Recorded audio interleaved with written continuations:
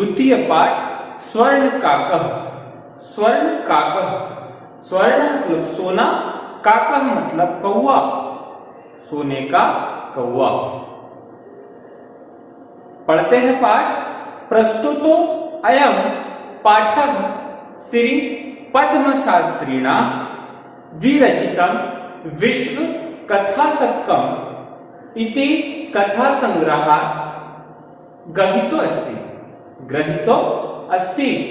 यह पाठ पद्म शास्त्री जी द्वारा रचित है।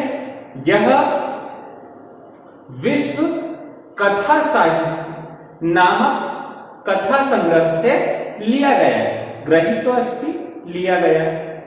अत्र विविध राष्ट्रेषु व्याप्तानां शतं लोक कथानां वर्णनम विधते, जिसमें विभिन्न देशों की 100 लोक कथाओं का संग्रह है। शतकम, शतम लिखा है, शतम मतलब होता है 100 लोक कथाओं का यह संग्रह है। ऐसा कथा वर्ण, जिसे माम्यार भी कहते हैं, देशस्य श्रेष्ठा लोक कथा अस्ति। तो बर्मा देश की यह लोक कथा है। अस्या कथायां लोभस्य दुष्परिणामः तथा से सुपरिणामः स्वर्ण पक्ष का मध्य, स्वर्ण पक्ष का माध्यमे वर्णितो अस्ति, माध्यमे वर्णितो अस्ति। क्या बताया मैंने कि यह बर्मा देश की एक प्रसिद्ध कथा है, अर्थात माम्यार देश की, जिसमें लोभ और उसके दुष्परिणाम के बारे में, लोभ और उसके दुष्परिणाम के बारे में, और उसके साथ में त्याग और उसके सुपरिणाम का वर्णन। लोभ और उसके दुष्परिणाम का वर्णन, त्याग और उसके सुपरिणाम का वर्णन एक स्वर्ण पंख वाले कौवे के माध्यम से किया है। ठीक है, अब पाठ पढ़ के देखते हैं। चलिए, यह तो स्पष्ट हो गया कि स्वर्ण काक के माध्यम से हमें लोभ के दुष्परिणाम और त्याग के सुपरिणाम का इस कथा का पठन करने से उसका मतलब समझ में आ जाएगा। देखते हैं। पुरा कस्मिंचित ग्रामे एका निर्धना वृद्धा स्त्री निवसत। पुराने समय में किसी गांव में एक निर्धन वृद्ध स्त्री निवास करती थी। पुराने समय की बात है, किसी गांव में एक निर्धन बूढ़ी महिला निवास करती थी। तस्या च एका दुहिता विनम्रा मनोहरा चासीता। समझिए, उसकी एक बेटी थी जो बड़ी ही विनम्र और सादे व्यवहार वाली थी। देखिए, पुत्री पुत्रस्य सुता ऐसा कुछ भी नहीं लिखा है वहां लिखा है दुहिता। क्या लिखा है? दुहिता। शब्दार्थ देखिए, समझ में आने लगेगा हर शब्द का अर्थ। तो तस्या च एका दुहिता विनम्रा मनोहरा च अस्ति। उसकी एक बेटी थी जो बड़ी ही विनम्र और सादे व्यवहार वाली थी। आगे देखते हैं। एकदा माता स्थल्यां तांडुलम निक्षिप्य पुत्रीम आदिशत। एक दिन माता ने थाली में चावल रखे हुए पुत्री को आदेश दिया। थाली में चावल निकाल कर रख दिए और पुत्री को आदेश दिया। क्या आदेश दिया? सूर्य तपे तांडुलान खगेभ्य रक्षकः। क्या कहा? सूर्य तपे तांडुलान खगेभ्य रक्षकः। धूप में जो चावल रखे हैं, धूप में जो थाली में निकालकर चावल रखे हैं, खगेभ्य रक्षक।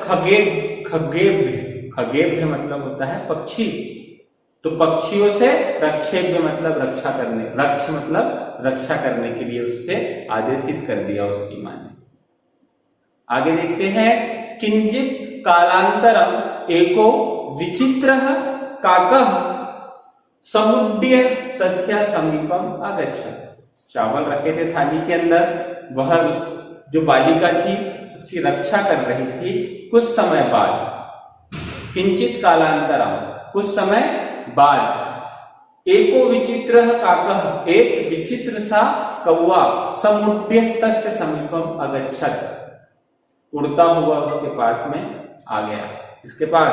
उस चावल की थाली के पास में उड़ता हुआ एक विचित्र सा कौवा आ गया। नेताग्रसः स्वर्ण पक्षाम रजच्चंचु, रजच्चंचु चंचु स्वर्ण काकस्तया पूर्वम दृष्टः, पूर्वम दृष्टः, इस प्रकार के सोने के पंखों वाले और चांदी की चोंच वाले, चांदी की चोंच वाले सुनहरे कौवे को उसने कभी भी नहीं देखा था। लड़की ने कभी भी नहीं देखा था। वह आश्चर्यचकित हो गई। सोने का पंख है, चांदी की चोंच है, ऐसे कौवे को देखकर। तम तांडुलान खादंतम हसंतम च, क्या हुआ? उसे चावल खाते हुए और हंसते हुए देखकर बालिका रोने लगी। विलोक्य बालिका रोदितुम आरब्धा, तम तांडुलान खादंता हसंतम च विलोक्य बालिका रोदितुम रब्धवा, उसको चावल को खाता हुआ देखकर और उसे देख देखकर हंसते हुए उस बालिका की तरफ जब वह कौवा देख रहा था, ऐसे में वह बालिका रोने लगी। वह बहुत दुखी हो गई थी। आगे देखते हैं। तम निवारयन्ति सा प्रार्थयत, फिर रोने लगी। उसके ऐसा करने पर उसने उसे मना किया। निवारयन्ति सा प्रार्थयत, उसको हटाने का, उसको हटने के लिए प्रार्थना करने लगी। तांडुला मां भक्षयः, यह चावल मत खाइए। मदिया माता अति निर्धना वर्तते, यह चावल मत खाओ, मेरी माता अत्यंत ही गरीब है। अति निर्धना वर्तते, मेरी माता बहुत ही गरीब है। स्वर्ण काकः प्रवोच मां शुचः, सूर्योदय यात प्रागः ग्रामात् बहिः पिप्पलम वृक्षम मन त्वया आगन्तव्यम्, अयं तुभ्यं तांडुल मूल्यम दास्यामि। प्रहर्षिता बालिका निंद्रामपि न लेभे। क्या कहा कौवे ने? जब उसने उसको मना कर दिया कि मेरे चावल मत खाइए, मेरी माता बहुत ही गरीब है, उसके ऐसा करने पर, उसके मना करने पर उस सुनहरे पंख वाले कौवे ने कहा, तुम परेशान मत हो। स्वर्ण काकः प्रवोच मां शुचः, मेरी बात सुनो, तुम परेशान मत हो, मेरी बात सुनो। सूर्योदय यात प्रागः ग्रामात् बहिः पिप्पल वृक्षणम त्वया आगन्तव्यम्, कहाँ बुला लिया उसको? गांव के बाहर एक पीपल का वृक्ष है, उसके पीछे तुम आ जाना, उसके पीछे तुम आ जाना, तुम्हें इन चावलों का मूल्य दे दूंगा। अहम तुभ्य तांडुल मूल्यम दास्यामि, मैं तुम्हें तुम्हारे जो चावल खा रहा हूं उसका मूल्य दे दूंगा। प्रहर्षिता बालिका निद्रान अपि न लेभे, उस कौवे की ऐसी बात सुनकर वह बालिका बहुत ज्यादा ही खुश हो गई थी। खुशी के मारे निद्राम अपि न लेभे, रात में ठीक से सो भी नहीं पाई थी, रात में ठीक से सो भी नहीं पाई थी। सूर्योदय पूर्वमेव सा त्रयो उपस्थिता, सूर्य उदय होने के पहले ही वह बालिका उस स्थान पर जाकर खड़ी हो गई, उस स्थान पर जाकर उपस्थित हो गई। रात भर सोई नहीं थी खुशी के मारे कि मुझे इन चावलों का मूल्य मिलने वाला है, और सूर्य नहीं उगा उसके पहले ही वह वहां पर जिस स्थान पर कौवे ने उसे बुलाया था उस स्थान पर जाकर खड़ी हो गई। वृक्षोपरि विलोक्य साच आश्चर्यचकिता सज्जाता, जैसे ही उसने वृक्ष को ऊपर से नीचे तक देखा, वृक्ष को ऊपर से नीचे तक जब उसने देखा, वह आश्चर्यचकित रह गई। ठीक है, आश्चर्यचकित सी हो गई। क्या था वहां पर जिसे देखकर वह आश्चर्यचकित हो गई? यत् तत्र स्वर्णमयः प्रसादो वर्तते, वहां पर सोने से बना हुआ एक महल था, स्वर्ण महल था उस वृक्ष के पीछे। ठीक है, यदा काकः शयित्वा प्रबुद्ध इस्तदा तेन स्वर्ण वाक्षात् कथितम हहो बालो। क्या हुआ? वृक्ष के ऊपर जब उसने देखा तो वह तो देखने लगी कि तो सोने से बना हुआ महल है। जब कौवा नींद से जागा, जब कौवा नींद से जागा, काकः शयित्वा प्रबुद्ध इस्तदा, और नींद से जागकर अपनी स्वर्ण गवाक्ष कथितम, गवाक्षात कथितम, स्वर्ण गवाक्षात कथितम, गवाक्ष क्या होता है? खिड़की। स्वर्ण क्या हुआ? सोना। कथितम मतलब कहना। जब कौवा सोकर उठा, उसके पहले वह बालिका तो चली गई थी, जैसे ही कौवा सोकर उठा उसने अपने सोने की खिड़की को खोला और उसमें से बालिका को देखा तो कहा, क्या कहा? हो बालो, अरे लड़की। वह आश्चर्यचकित रह गया, उसको लग नहीं रहा था कि वह लड़की वहां पर आएगी, लेकिन वह वहां पर आ गई। हो बालो तुम आगतः, तुम आ गई। तिष्ठः अहम त्वकृते सोपान, सोपान मैं तारयामि तत्कथ स्वर्णमयम रजतमयम ताम्रमयम। वाह, अरे बच्ची तुम आ गई, रुको मैं तुम्हारे लिए सीढ़ी नीचे से उतारता हूं। मैं तुम्हें ऊपर आने के लिए ऊपर से सीढ़ी नीचे उतारता हूं, थोड़ी देर रुको। एक प्रश्न किया उसने वहां पर, अहम त्वकृते सोपानमयम तारयामि, मैं तुम्हारे लिए ऊपर से नीचे सीढ़ी उतार रहा हूं जिससे चढ़कर तुम ऊपर आ जाना। तथ कथय, तत् कथय स्वर्णमयम रजतमयम ताम्रमयम। वाह, तो बताओ तुम कौन, तुम्हारे ऊपर चढ़ने के लिए बताओ कौन सी सीढ़ी डालूं, कौन सी सीढ़ी भिजवाऊं? स्वर्णमयम सोने की, रजतमयम चांदी की, ताम्रमयम वाह या तांबे की। बताओ सोने की सीढ़ी भिजवाऊं, चांदी की सीढ़ी भिजवाऊं या तांबे की सीढ़ी भिजवाऊं? कन्या अवदत, लड़की बोलने लगी, अहम निर्धनम मातु दुहिता अस्मि, मैं निर्धन माता की बेटी हूं। ताम्र सोपाने में आगमिष्यामि, मैं तांबे की सीढ़ी से ही चढ़कर ऊपर आ जाऊंगी। परम स्वर्ण सोपानेन सा स्वर्ण भवनम आरोहत, लेकिन कौवे उसने कहा कि मैं तांबे की सीढ़ी से ही ऊपर आ जाऊंगी, लेकिन फिर भी कौवे ने सोने की सीढ़ी डाली और सोने की सीढ़ी पर चढ़कर वह बालिका भवनम आरोहत, भवन में प्रवेश कर गई, महल में प्रवेश कर गई। चीरकालाद भवने चित्र विचित्र वस्तुनि सज्जितानि, भवन में बड़ी ही विचित्र वस्तुओं को सजा हुआ देखकर वह शाम विस्मयं गतः, वह आश्चर्यचकित हो गई। श्रांताम ताम विलोक्य काकः अवदत्, जब कौवे ने उसको देखा तो श्रांताम ताम विलोक्य काकः अवदत्, कौवे ने जब उसे देखा कौवे को ऐसा लगा कि यह बालिका बहुत थकी हुई है। कौवा अवदत्, काकः अवदत्, पूर्वः लघु प्रातराशं क्रियताम्, पहले कुछ नाश्ता कर लेते हैं। वद त्वं स्वर्णस्थल्यां भोजनं करिष्यसि कि वा रजतस्थल्यां उक्त ताम्रस्थल्यां।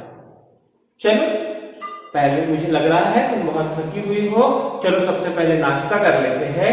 अब मुझे बताओ, वदं त्वं स्वर्ण थाल्यां, चलो मुझे बताओ क्या तुम सोने की थाली में भोजन करोगी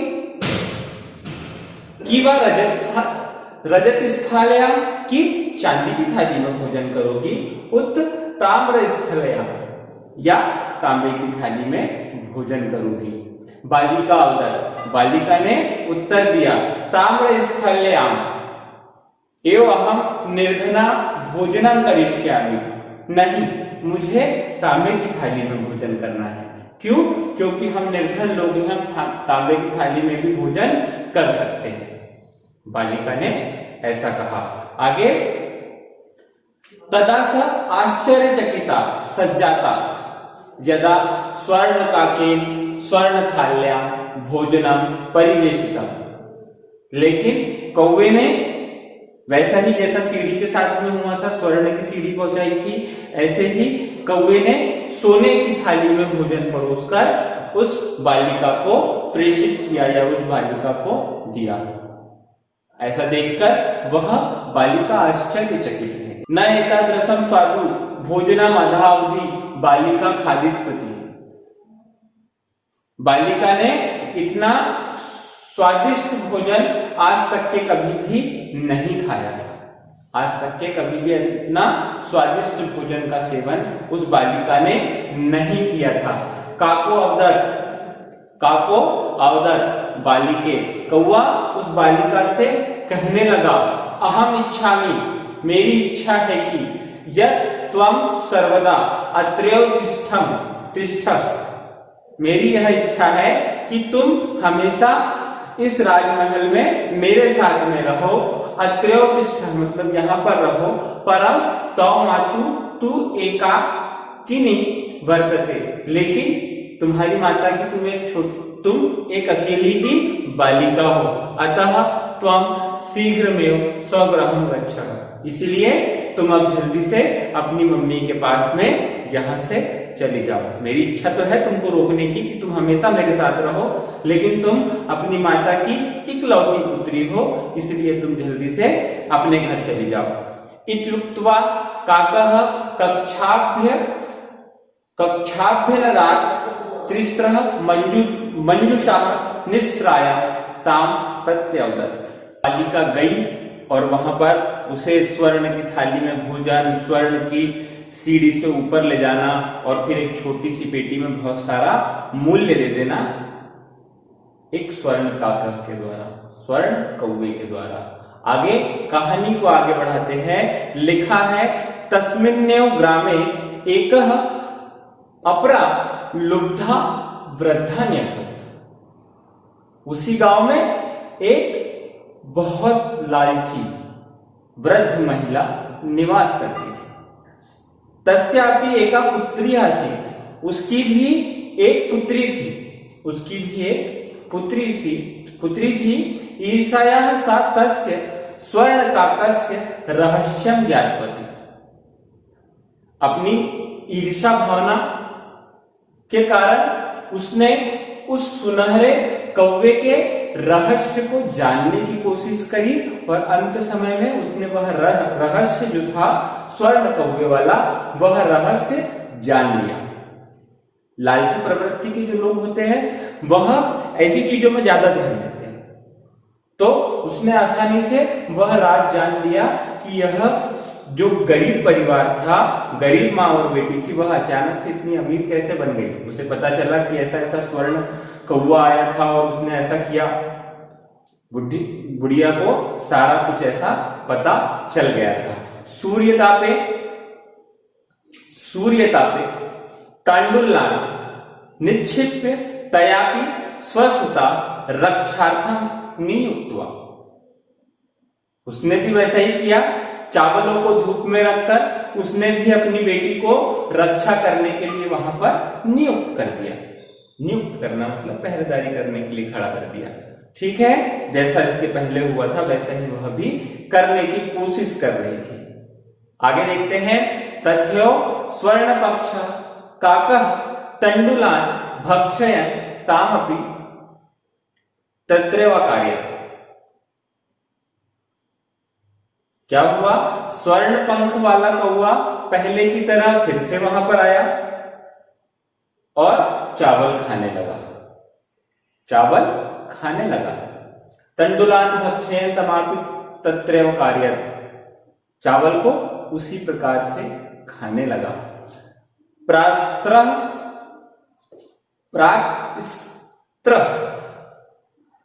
गत्वा सा काकं निर्भक्ष्यन्ति प्रावोच।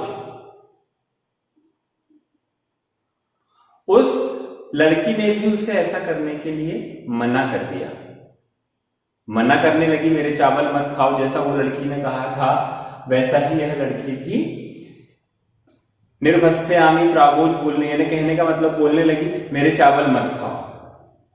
भो नीच काकः अहम आगतः महाम तंडुमूल्यम प्रक्षयत्। क्या हुआ, वो तो चावल उसने खा लिए, कौवा वहां से चला गया। उसके बाद में सूर्योदय के पहले ये लड़की भी वहां पर जाकर खड़ी हो गई। कहां पर, जहां वह लड़की गई थी पीपल के वृक्ष के पीछे, यह लड़की वहां पर जाकर खड़ी हो गई।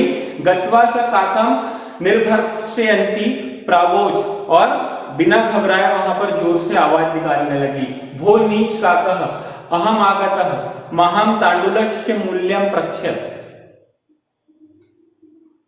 क्या कहा उसने, हे दुष्ट कौवे, मैं आ गई हूं, मेरे चावल का मूल्य मुझे दे दो।